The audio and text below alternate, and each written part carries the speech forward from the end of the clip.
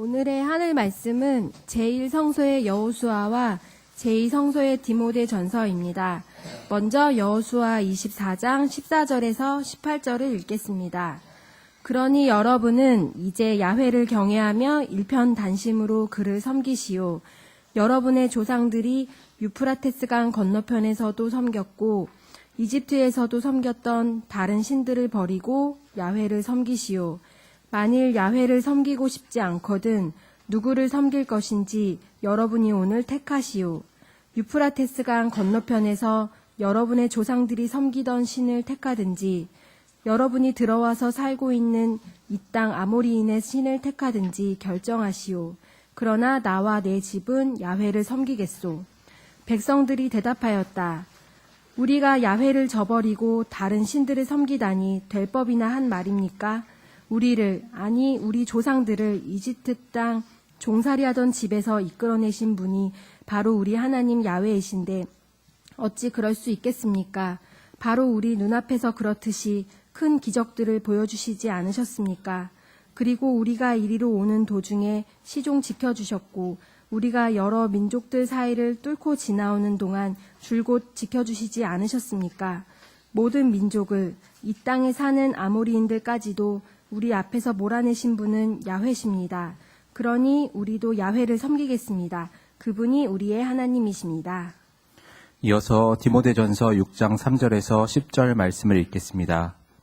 다른 교리를 가르치거나 우리 주 예수 그리스도의 건전한 말씀을 받아들이지 않거나 경건한 생활 원칙을 따르지 않는 사람은 잔뜩 교만해져서 아무것도 모르면서도 쓸데없는 질문과 토론에만 미친 듯이 열중합니다.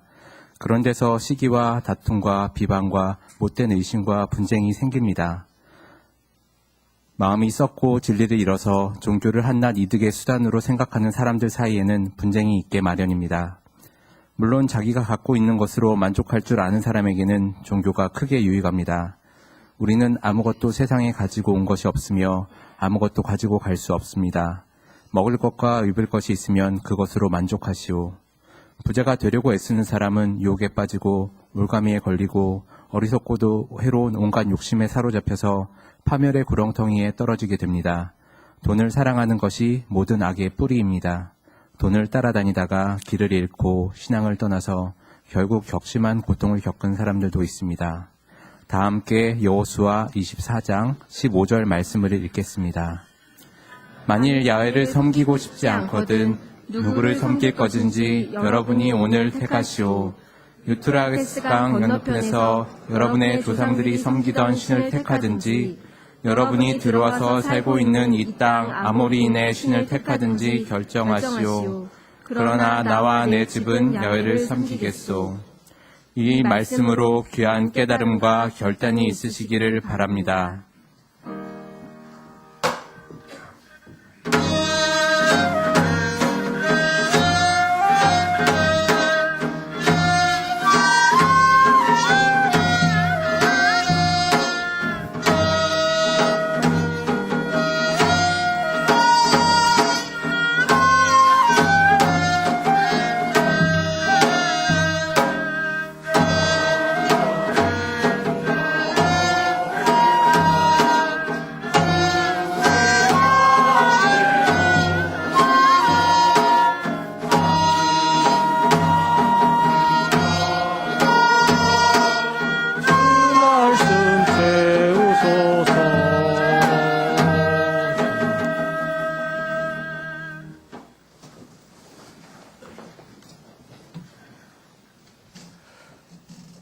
복음서의 말씀입니다. 귀로 들으시기 바랍니다. 빌라도는 다시 관저 안으로 들어가서 예수를 불러놓고 내가 유다인의 왕인가 하고 물었다. 예수께서는 그것은 내 말이냐 아니면 나여간에서 다른 사람이 들려준 말을 듣고 하는 말이냐 하고 반문하셨다. 빌라도는 내가 유다인인 줄로 아느냐? 너를 내게 넘겨준 자들은 너희 동족과 대사제들인데 도대체 너는 무슨 일을 했느냐 하고 물었다. 예수께서는 이렇게 대답하셨다. 내 왕국은 이 세상 것이 아니다. 만일 내 왕국이 이 세상 것이라면 내 부하들이 싸워서 나를 유다인들의 손에 넘어가지 않게 했을 것이다. 내 왕국은 결코 이 세상 것이 아니다. 아무튼 내가 왕이냐 하고 빌라도가 묻자 예수께서는 내가 왕이라고 네가 말했다. 나는 오직 진리를 증언하려고 났으며 그 때문에 세상에 왔다. 진리 편에 선 사람은 내 말을 귀담아 듣는다 하고 대답하셨다. 빌라도는 예수께 진리가 무엇인가 하고 물었다. 이는 주님의 말씀입니다. 네,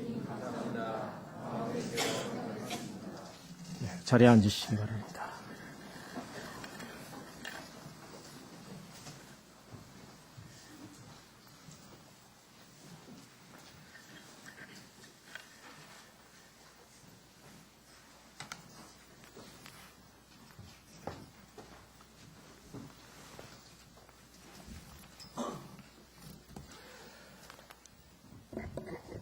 네, 오늘은 창조절 12번째 주일이면서 동시에 우리 한국 교회 교우들에게는 익숙하지 않은 왕국주일입니다.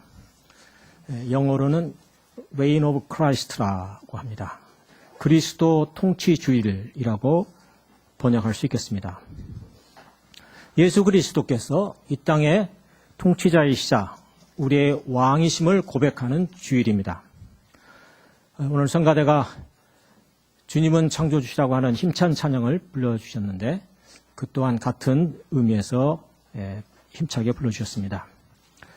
그런데 따지고 보면 우리는 매주일 이런 신앙 고백을 하고 있는데 새삼스럽게 오늘을 그리스도 통치주일이라고 부르는가?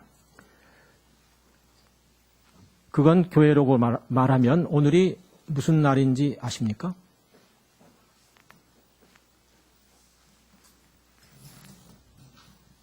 다음 주는 무슨 주죠? 대림절은 신앙적으로 무슨 의미가 있죠? 네. 대림절은 아기 예수의 탄생을 기다리는 절기이면서 동시에 신앙적인 의미에서 새해가 시작하는 첫 주일입니다. 그래서 우리의 세상 달력은 1월 달은 아직도 한 달이 더 남았지만 사실 신앙 안에서의 새로운 달력은 다음 주부터 시작을 합니다. 그래서 오늘 세계 그리스도인들은 한 해를 마감하면서 올 한 해 우리의 형편이 어떠하든지 우리가 사업에 성공을 했든지 혹은 실패를 했든지 사랑에 성공을 했든지 혹은 실패를 했든지 건강하게 살아왔든지 혹은 병으로 인해서 힘든 시간을 보내왔든지 즐거운 시간, 고통스러운 시간 모든 시간을 종합하고 초월해서 우리가 지내온 이 한 해는 우리 주님께서 통치하고 지배하신 주님의 한 해였다는 것을 고백하는 것입니다. 오늘 본래 여러분이 성서 일과를 한 번씩 읽어보시는 분들은 왜 성서 본문이 좀 달라졌다라는 것을 아실 터인데 오늘 본래 성서 일과 본문은 사무엘하 23장의 다윗 왕이 죽음의 순간 마지막 말로 야훼 하나님을 찬양하는 말씀과 그리고 요한 묵시록의 죽음을 이기시고 부활하신 예수 그리스도께서 이 땅에 재림하신 본문이 본래의 본문입니다. 그런데 오늘 말씀드린 대로 섬돌 향림교회 윤영수 장로와 더불어서 평신도 하늘뜻 표기를 하게 되면서 오늘 두 개의 본문은 우리 장로님께서 하시는 말씀에 맞춘 본문인 것입니다. 게다가 오늘은 우리 김명선 집사께서 장로로 임직을 받는 날이기도 합니다. 교회가 장로를 임직한다는 것은 단순히 교회 행정과 교우들을 섬기는 일을 위해서 대표자를 세우는 일이기도 하지만 장로로 임직받는 교우 자신에게 있어서는 예수 그리스도에 대한 자신의 믿음을 하나님과 교우들과 세상 앞에서 더욱 분명하게 세우는 축복의 시간이기도 합니다. 오늘 복음서의 말씀은 요한복음서의 예수와 로마 총독 빌라도 간의 대화입니다. 먼저 우리는 4개의 복음서를 다 읽어보면 빌라도 총독에 대해서 복음서가 매우 우호적인 것을 우리는 알 수 있습니다. 예수를 십자가에 처형하는 일에 있어서 법적으로 모든 책임을 지고 있었던 최고위직의 사람이었지만 그는 마치 복음서를 읽어보면 나는 원하지 않는데 유대인들이 자꾸 나로 하여금 그렇게 만들어간다.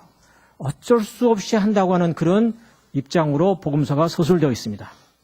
예를 들면 나는 예수에게서 죄를 발견하지 못하겠다. 그렇게 빌라도가 발언도 하고요.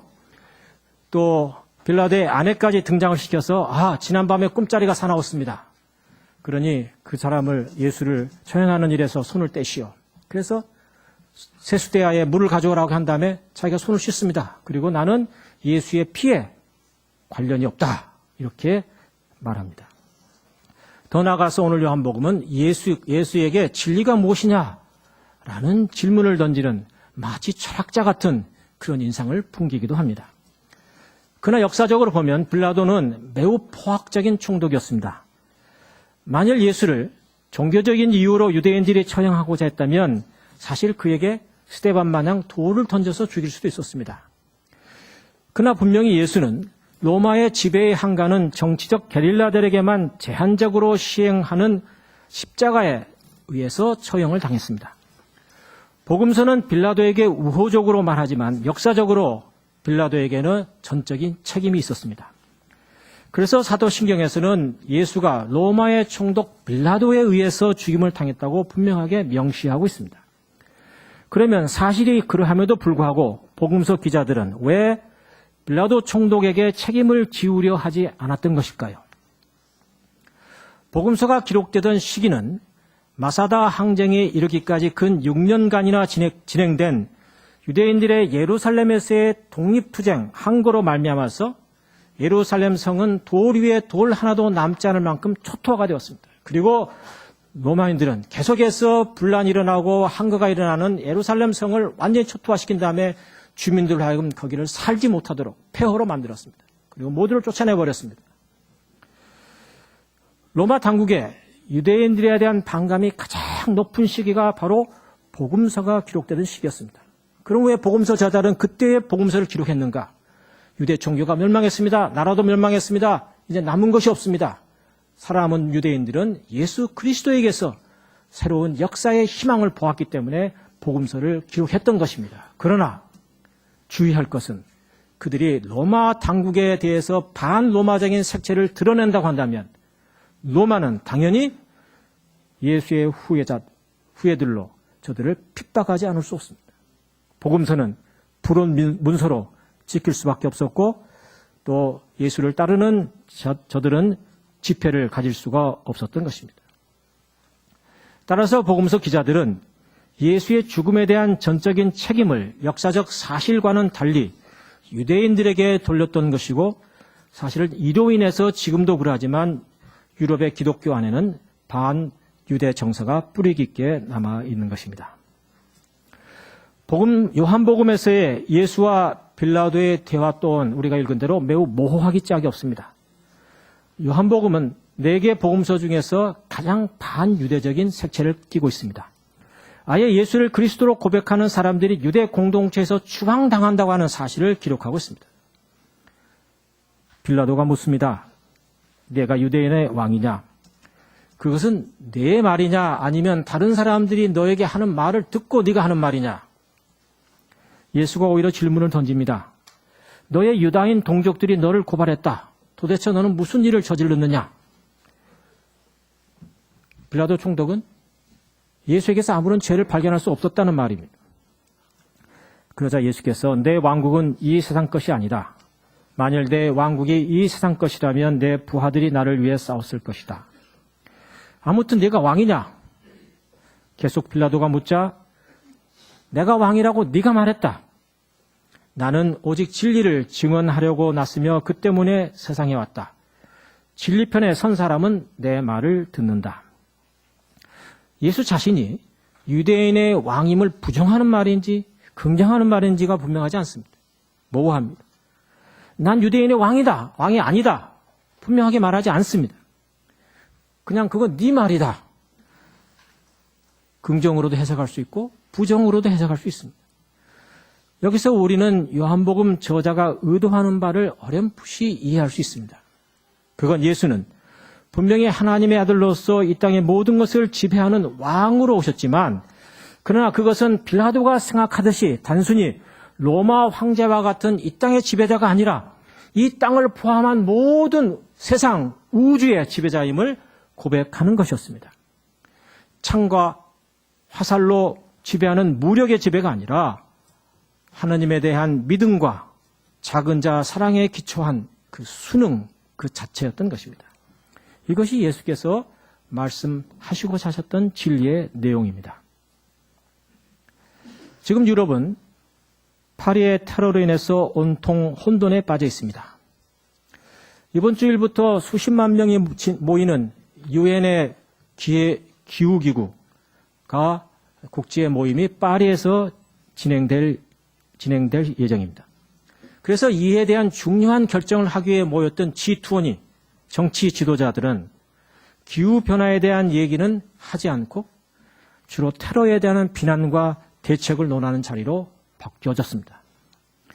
점점 추위는 다가오는데 시리아 아프간에서부터 전쟁으로 인해서 집을 떠나 길을 헤매는 수백만 난민자들에 대한 반대의 목소리가 높아가고 있습니다. 전쟁은 유럽 사람들이 미국이 일으켜놓고 와서 이제 와서 그 책임을 지지 않겠다고 하는 이기적인 목소리가 높아가고 있습니다. 물론 테러에 대한 반감으로 시작하고 있습니다. 특히 미국은 가장 이 중에서도 이기적입니다. 독일이 80만 난민 수용 의사를 포함해서 모든 유럽의 국가들이 최소 수만 명에서 수십만에 달하는 난민들을 받아들이겠다는 입장입니다. 그런데 미국은 한 해 10,000명, 그것도 수년간에 걸쳐서 엄선된 사람들만을 받아들이겠다는 오바마 정부의 이 발언에 대해서 거의 반에 달하는 주지사들이 우리는 한 명도 받아들이지 않겠다고 하는 반대 선언을 하고 나섰습니다. 물론 민주당과 공화당 사이의 정치 투쟁이기도 하지만 심지어는 이런 발언까지 합니다. 우리는 받아들이더라도 기독교인들만 받아들이겠다. 정말 야비하고 정말 소화병적인 발언입니다. 이것은 마치 기독교는 평화의 종교요, 이슬람교는 테러의 종교라는 편협하고 독선적인 태도를 여실히 드러내고 있습니다. 유럽과 미국의 문화를 여러분들이 다 조금씩 여행을 해보시면 아시겠지만 전체적으로 비교하면 미국은 훨씬 더 야만적이고 미개합니다. 이번에 파리 테러에도 불구하고 유럽 곳곳에서는 반난민 정서에 반해서 친난민 정서를 공공연히 얘기하는 사람들이 목소리가 높아지고 있습니다. 저는 이번 테러 이후 희생자들이 말하는 발언을 들으면서 깊은 감동을 받았습니다. 아내를 잃은 한 파리 시민은 페이스북을 통해서 나는 미움과 증오의 희생자가 되지 않겠다. 비록 이번 테러로 그토록 사랑하는 아내를 잃었지만 한 살박이 아들과 함께 남은 생애를 우애와 사랑으로 살아가겠다고 그는 선언했습니다. 파리 중심가에는 모슬렘 사람 몇몇이 나는 모슬렘 사람입니다. 그러나 나는 평화를 사랑하는 사람입니다. 라는 팻말을 목에 걸고 눈은 수건으로 가린 다음에 그리고 그때다가 뭐라고 써놨는가 하니 내 말을 신뢰하는 사람은 나에게 포옹해 주십시오. 그러자 수많은 파리 시민들이 그 글을 읽고 지나가다가 그를 포옹하고 있습니다. 저는 이것이야말로 예수 그리스도를 왕으로 고백하는 신앙의 행위라고 믿습니다. 단지 예배 시간에 찬양과 기도를 통해서 예수 그리스도는 우리의 주님이십니다. 예수 그리스도는 우리의 왕이십니다. 라고 고백하는 것으로 그치는 것이 아니라 우리의 삶에서 피냄새와 죽음에 대한 공포가 휘몰아치는 현장에서 사랑과 우애와 신뢰를 선포하는 행위, 그것이 바로 오늘 왕국주일이 갖는 진정한 의미인 것입니다. 지난 14일 민중총궐기대에서 69세의 가톨릭 농민의 전국 부회장을 역임하셨던 백남기 선생께서 경찰의 물대포에 맞아 생사의 갈림길에 놓여 있습니다. 저는 양력을 보면서 이분이야말로 예수 그리스도를 왕으로 고백하는 진정한 그리스도이라고 하는 생각을 가졌습니다. 광주에서 중고등학교를 나오시고 서울에서 법과대학을 다니셨는데 박정희 유신 독재에 반대하는 시위 주도로 말미암아서 3번의 제적과 복교를 반복하셨습니다. 제적 기간 중에는 카톨릭 수사로 3년을 봉직하기로 했습니다. 1980년 34세에 뜻한 바 있어서 늦은 나이에 학교 복교를 하셨다가 5.18 광주 민주항쟁 직전 박정희 이웃신 잔당, 전두환, 노태우 신현학의 장례식과 의혈중앙 사천인 한강 도화를 주도하셨고 이로 인해 계엄군에 의해서 체포당하시어 2년 언도를 받고 옥고를 치르셨습니다. 광주와 민주화 운동에 대한 보상금 신청 대상자였지만 살아있다는 것이 부끄럽다고 보상금 신청을 거부하셨고 이후 우리민을 살리기 농사꾼으로 정직한 삶을 살아오셨습니다. 20년째 같은 값으로 개 사료값의 3분의 1 이하로 떨어진 쌀값의 현실을 개탄하고 우리나라의 먹거리 안전이야말로 국민의 생명을 지키는 진정한 안보라는 큰 뜻을 갖고 거리에 나섰다가 뜻하지 아니한 불행한 일을 겪으셨습니다. 백남기 선생이야말로 예수 그리스도를 이 땅의 왕으로 고백하는 오늘의 살아있는 증언자로 생각합니다. 교복을 입은 어느 여학생이 광화문 지하도에서 국정화 반대 자작 오행시 팻말을 들고 있는 모습을 보고 우리 교회 한 여집사님께서 지나가시다가 너무 기특해서 과자를 사주고 그리고 그 사진을 페이스북에 올리셨습니다. 국민의 여론은 전해지지 않고 언론은 공정성을 잃었습니다. 정말 바꿔야 하는 것은 과거가 아닌 우리나라의 미래인데 화살은 왜 자꾸 미래를 바꾸려는 자들에게 들이대는 것일까요? 반대의 목소리를 무시하고 강행하는 역사 왜곡은 반드시 큰 대가를 치르게 될 것입니다. 잊어지도록 내버려 두지 않을 것입니다. 50대의 나이 지긋한 남성 두 분이 지하철 안에서 나눈 대화라고 합니다. 한 분이 말합니다. 요즘 애들 역사 교과서 국정화 갖고 말이 많던데 먹고 살기 바쁜데 뭐 그런 걸로 싸우고 지랄이야. 야 임마, 니는 칼라 텔레비전 보다가 강제로 흑백으로 바꾼다 하면 열 바꿨나 안 바꿨나? 저는 이분 또한 예수 그리스도를 왕으로 고백하는 무명의 그리스도인이라고 말하고 싶습니다. 이제 평신도 하늘 특별기로 유영수 장로께서 나오시겠습니다. 오늘의 평신도로 살아가면서 예수 그리스도를 왕으로 고백한다는 것이 어떻게 살아가는지를 함께 나누겠습니다.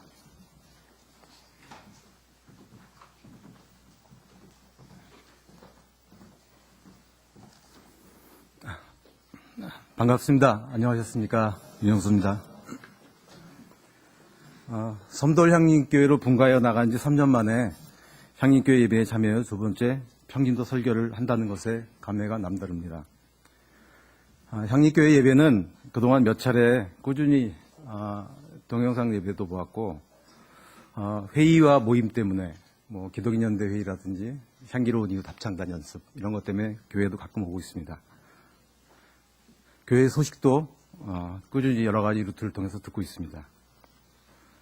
그렇지만 향림 교우들 앞에서 말씀을 전해야 한다는 부담 때문인지 25년 동안 다녔던 이 자리가 무척 낯선 느낌입니다.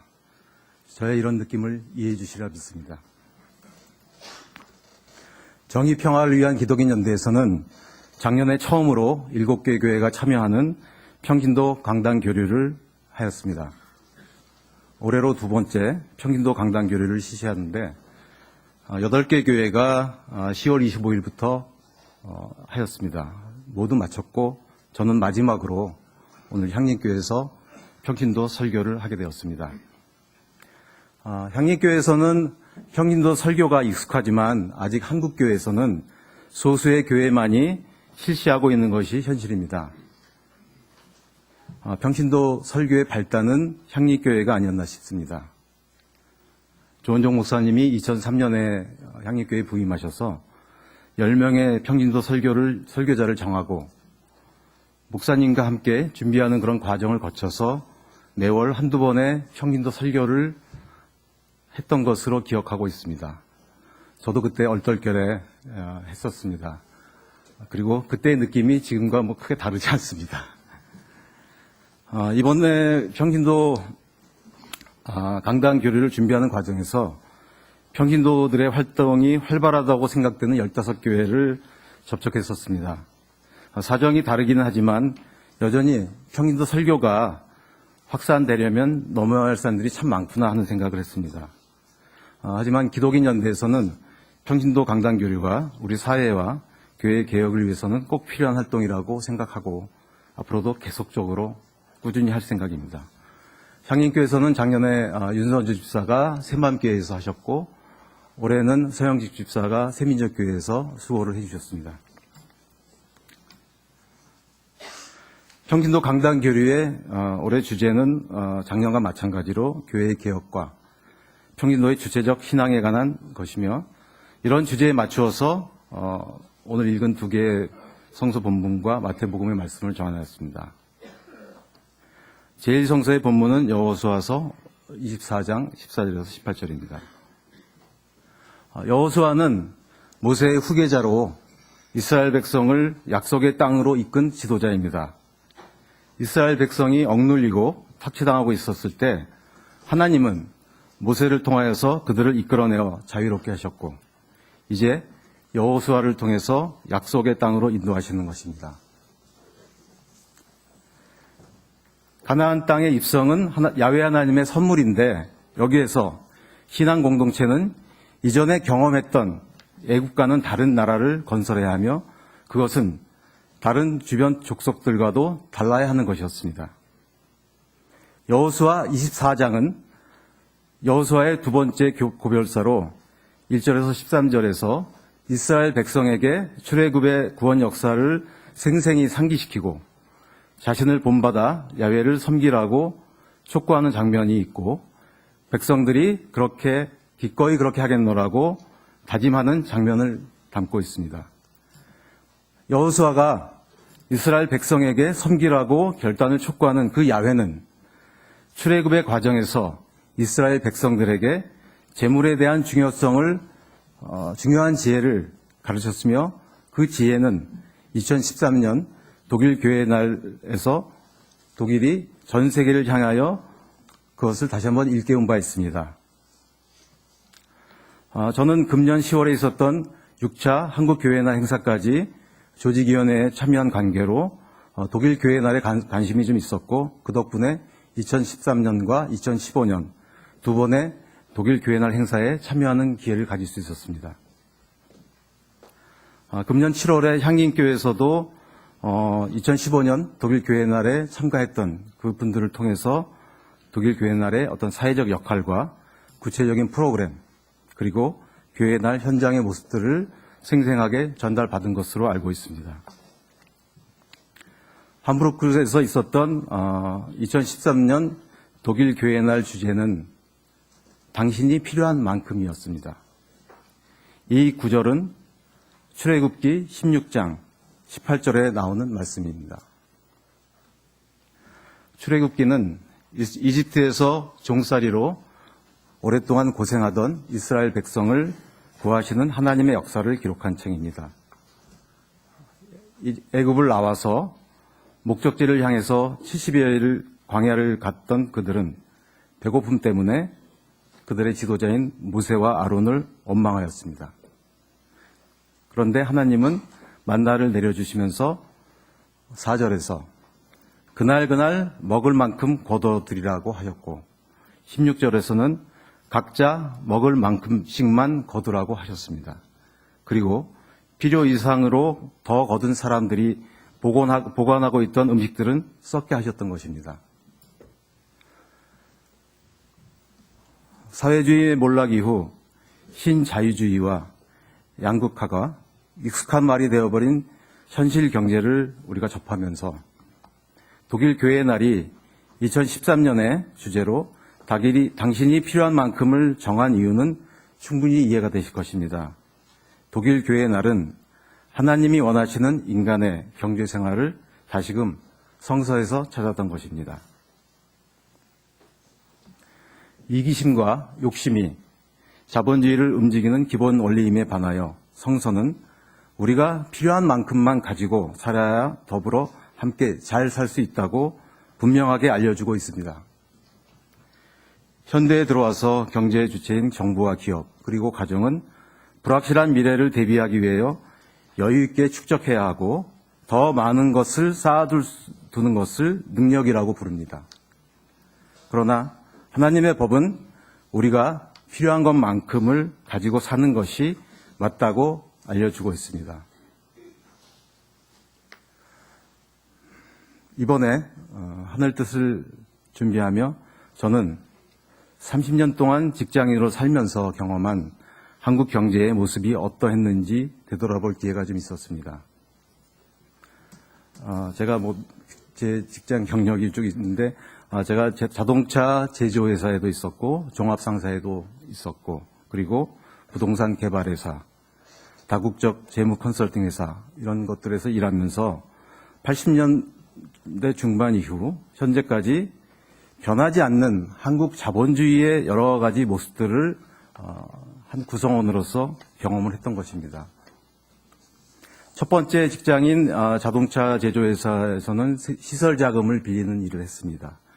두 번째 직장인 종합상사에서는 해외 자금에 필요한 자금을 빌리는 업무를 했습니다.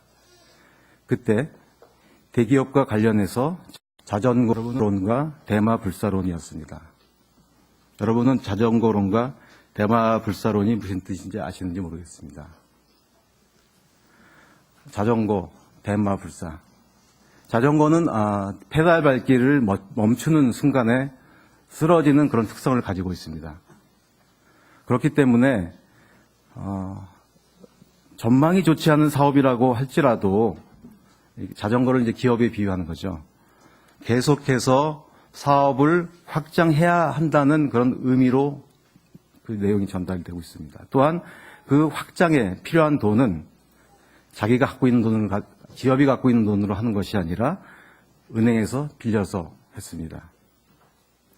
대마불사로는 바둑에서 크게 집을 지으면 잘 잡히지 않는다 이런 것에서 나온 건데 이 말이 의미하는 바는 무엇일까요?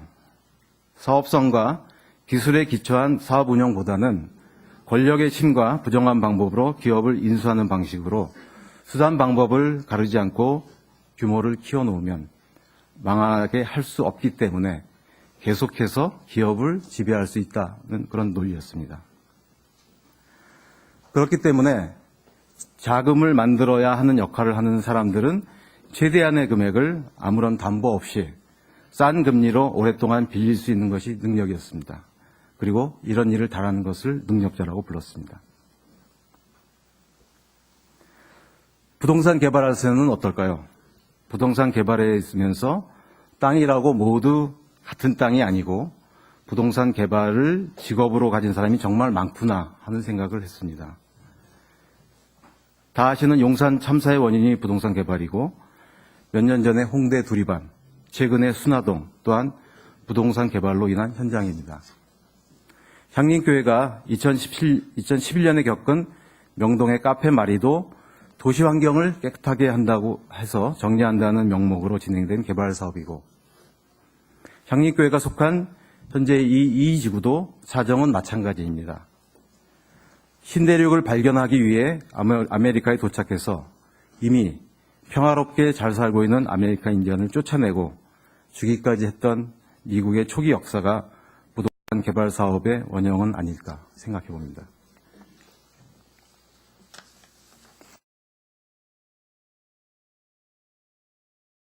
자본주의의 최첨단에서 다국적 기업과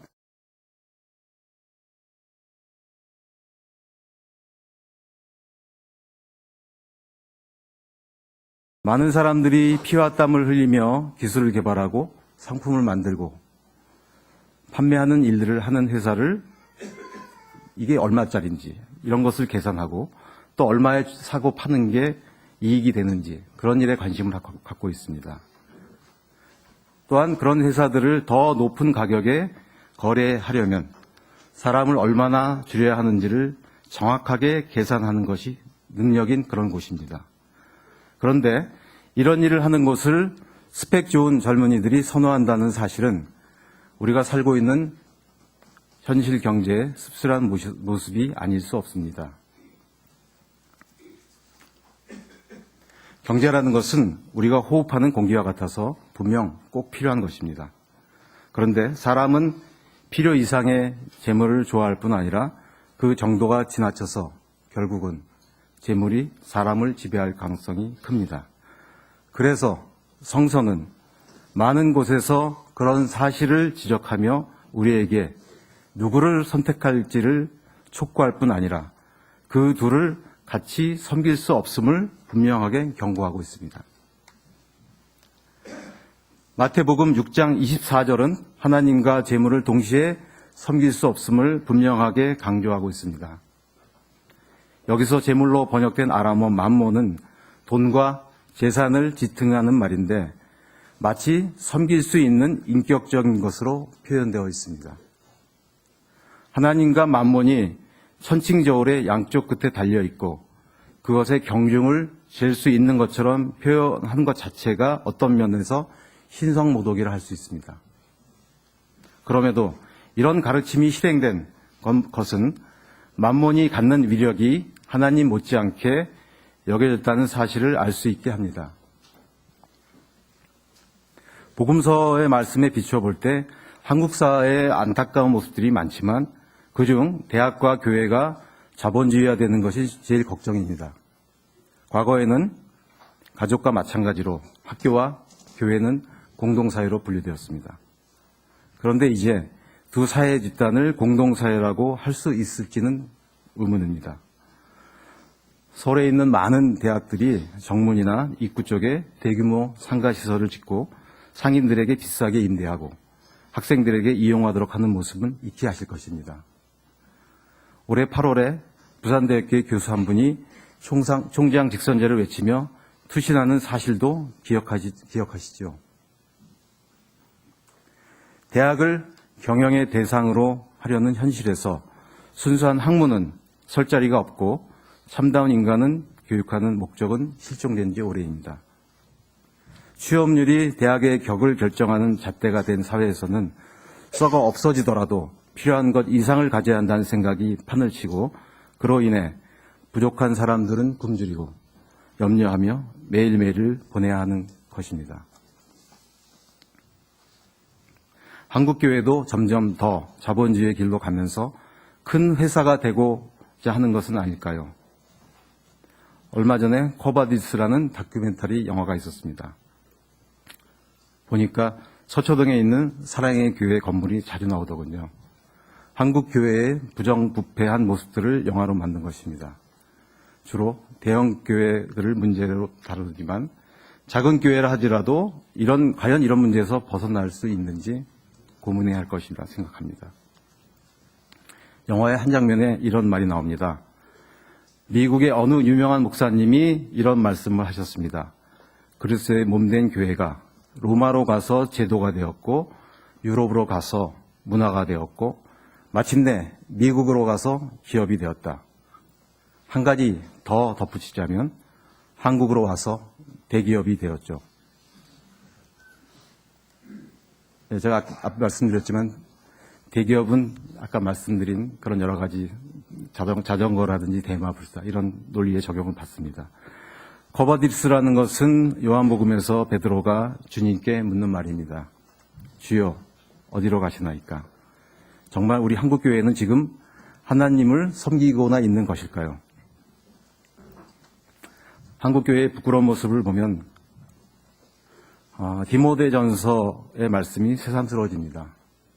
디모데전서는 교회의 책임적 직책을 담당하는 이들에게 보낸 것인데 무엇보다 교회의 치리에 관한 물음을 집중적으로 다루면서 초기 교회의 재물에 대한 상황을 잘 보여주는 서신입니다.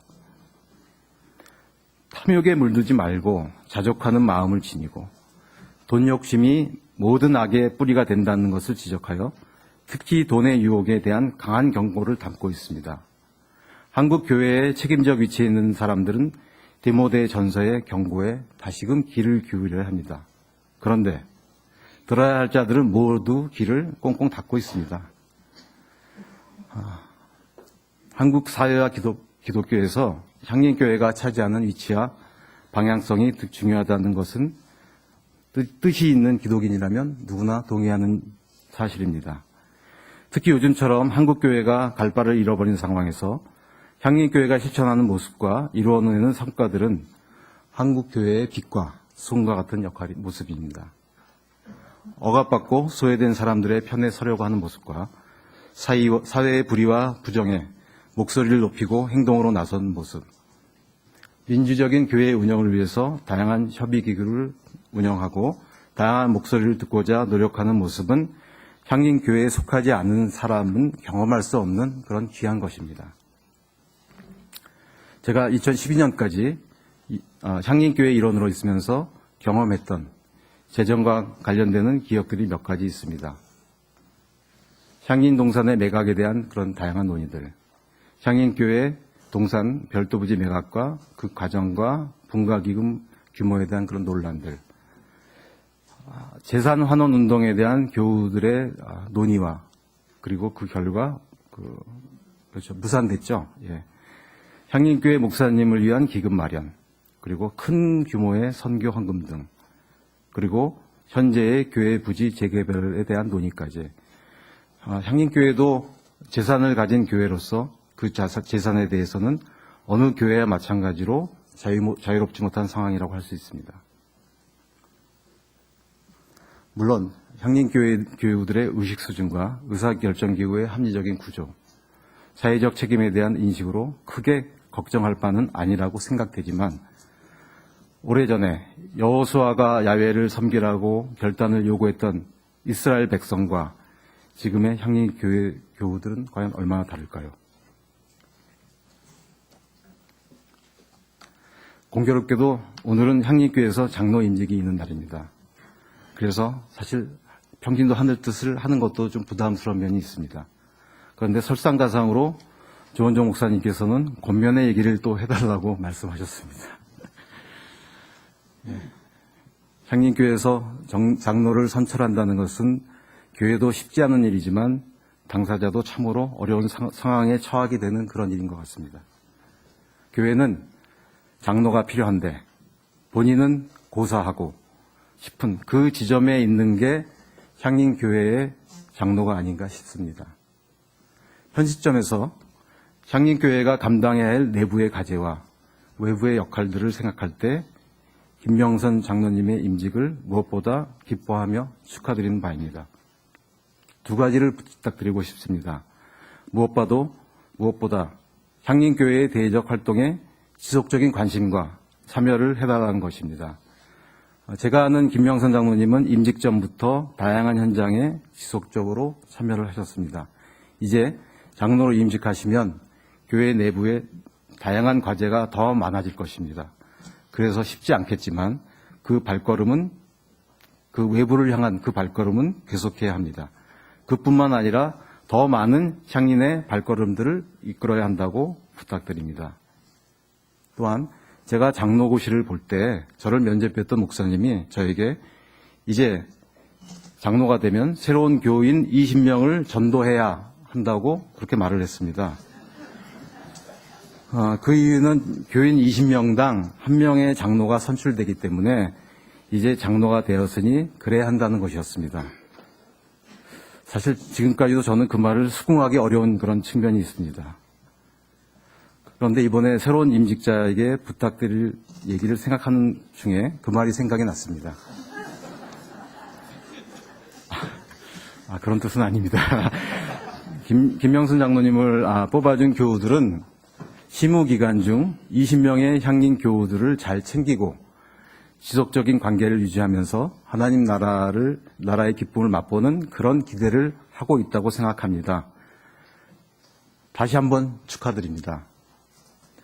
제가 임직하는 날에 어떤 선배 장로님이 그러는데 임직하는 그날이 그나마 제일 기쁘고 편안한 날이라고 하더군요. 이제 하늘 뜻을 마무리하겠습니다.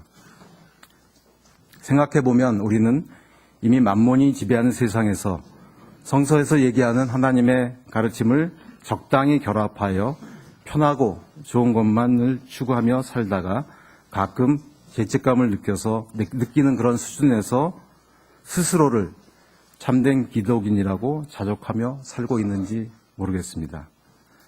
그렇지 않다면야 돈의 영향력에 따라 공동사회와 이익사회로 구분되어 있던 경계가 모두 무너져버린 이 땅의 학교와 교회가 돈의 지배를 받고 있음에도 어떻게 불편함을 모르고 살고 있을까요? 억압으로부터 구해주신 야훼를 섬기라는 여호수아의 결단 촉구에 하나님을 섬기겠다고 다짐한 이스라엘 백성이 지금의 우리인데 그 모습을 아직 생생하게 기억하고 있다면 재물 앞에서 어쩔 줄 몰라 하는 현재의 우리 모습은 어떻게 설명할 수 있을까요? 누군가 말하기를 살면서 제일 어려운 일은 쉬운 일을 끊임없이 지속적으로 하는 것이라고 합니다. 그런데 재물보다 하나님을 선택하는 그런 어려운 일을 끊임없이 지속적으로 하는 것이야말로 하나님이 진심으로 기뻐하는 기독인의 모습일 것입니다. 좋은 것인 줄 알면서도 오래된 습관과 눈앞의 즐거움 때문에 쉽게 바꾸지 못하는 것 또한 약한 우리 인간의 모습입니다. 그래서 결단의 순간이 필요한 것입니다. 스스로 결단하지 못할 때 우리는 자의가 아닌 타의에 의한 삶을 살게 되는 것이라고 성서는 다시금 우리를 일깨워 주고 있습니다. 함께 나눈 말씀을 생각하시면서 묵상하시겠습니다.